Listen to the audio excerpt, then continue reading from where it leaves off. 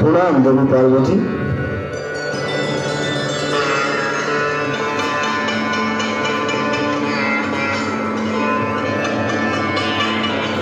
বলো নারদ, কি সংবাদ এনেছ? ভগবান, আপনি জগৎ পিতা, আপনার অজানা কি আছে প্রভু? তুমি বলো নারদ। ভগবান, আপনি তো জানেন মর্ত্যবাসীর করুণ অবস্থার কথা। নানা বিপদ আপদে সকল ভিড়, শোক সন্তাপে সকলে আজ আর্তপীড়িত। নারীগণের দুঃখের সীমা নেই, তাদের করুণ আরতি হাহাকার হৃদয় বিদ্ধ করে।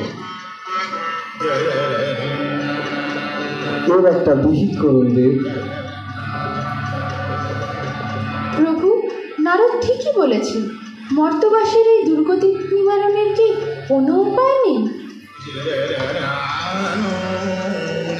উপায় আছে। কি সেই উপায়? উপায় একমাত্র তুমি। আমি? নারায়ণ নারায়ণ।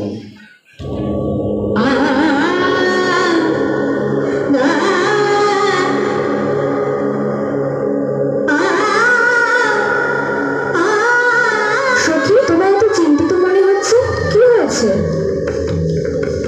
পতিদেব বুঝি আজ আমাদের সখীর ডাকে সাড়া দেয়নি?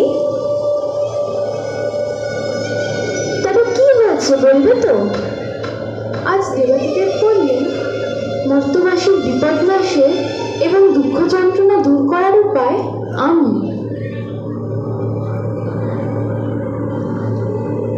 তোমার পতিদেব তো ঠিকই বলেছেন, কিন্তু কিভাবে ওই মর্ত্যবাসীর বিপদ নাশ করব? কেন, তুমি তো শুধু শিবের ঘরণী শিবানী পার্বতী নও, তুমি যে জগতের মাতা, জগৎবাসী যে তোমার সন্তান। সেই উপায় তো আমার অজানা সখী। সখী, তোমার স্বামী ত্রিকালদর্শী দেবাদিদেব, তার অজানা কিছুই নেই।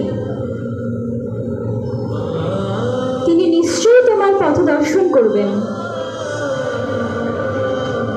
দেবাদিদেব যে কিছুই বললেন, আমি এখনই যাচ্ছি।